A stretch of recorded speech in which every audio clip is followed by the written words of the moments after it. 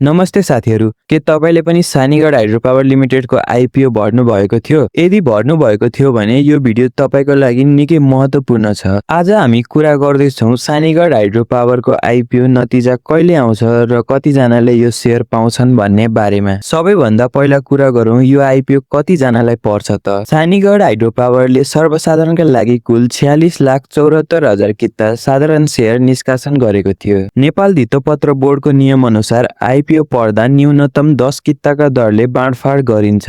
यस हिसाबले यो आइपिओ गोला पर्था यानि कि लोटरी सिस्टमबाट 4.5 लाख भन्दा बढी भाग्यमानी आवेदकले 10 किता हात पार्नेछन्। यो आइपिओमा माग भन्दा कयौं गुणा बढी आवेदन परेकाले धेरै जनाको हात चाहिँ खाली नै रहनेछ। अब कुरा गरौँ यो आइपिओ को रिजल्ट चाहिँ कहिले आउँछ त? यो आइपिओ चाहिँ असार 1 गते बाँडफाँड हुने भएको छ। नयाँ अपडेटका लागि हाम्रो च्यानललाई सब्स्क्राइब र भिडियोलाई लाइक गर्न नबिर्सिनुहोला। धेरै धेरै शुभकामना र धन्यवाद।